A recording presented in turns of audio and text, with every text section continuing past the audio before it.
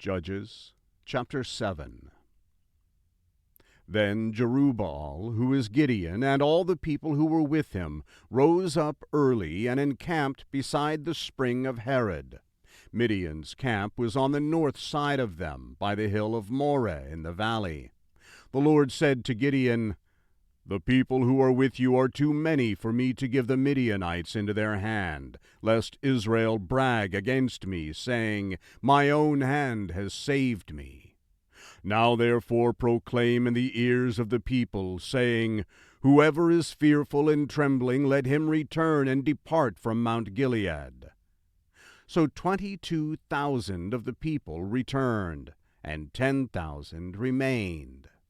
The Lord said to Gideon, "There are still too many people. Bring them down to the water, and I will test them for you there. It shall be that those whom I tell you, 'This shall go with you,' shall go with you, and whoever I tell you, 'This shall not go with you,' shall not go with you." So he brought down the people to the water, and the Lord said to Gideon, "Every one who laps of the water with his tongue like a dog laps, you shall set him by himself. Likewise, every one who bows down on his knees to drink." The number of those who lapped, putting their hand to their mouth, was 300 men. But all the rest of the people bowed down on their knees to drink water. The Lord said to Gideon, "I will save you by the 300 men who lapped, and deliver the Midianites into your hand. Let all the other people go, each to his own place." So the people took food in their hand, and their trumpets, and he sent all the rest of the men of Israel to their own tents, but retained the 300 men, and the camp of Midian was beneath him in the valley. That same night the Lord said to him, "Arise, go down into the camp, for I have delivered it into your hand. But if you are afraid to go down, go with Purah your servant down to the camp. You will hear what they say, and afterward your hands will be strengthened to go down into the camp." Then he went down with Purah his servant to the outermost part of the armed men who were in the camp.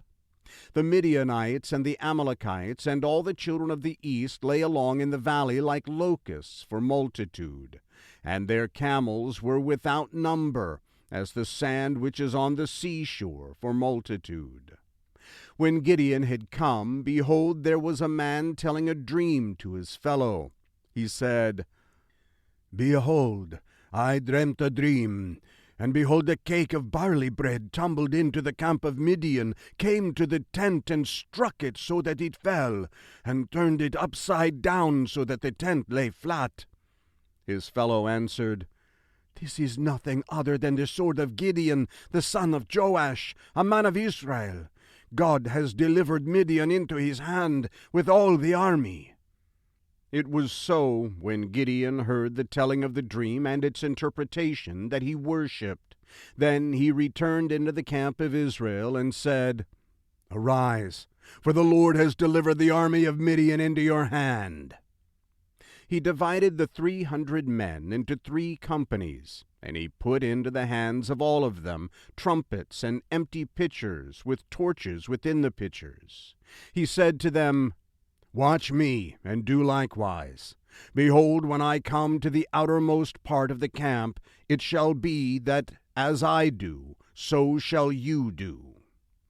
When I blow the trumpet, I and all who are with me, then blow the trumpets also on every side of the camp, and shout, 'For the Lord and for Gideon.'" So Gideon and the 100 men who were with him came to the outermost part of the camp in the beginning of the middle watch, when they had but newly set the watch. Then they blew the trumpets, and broke in pieces the pitchers that were in their hands.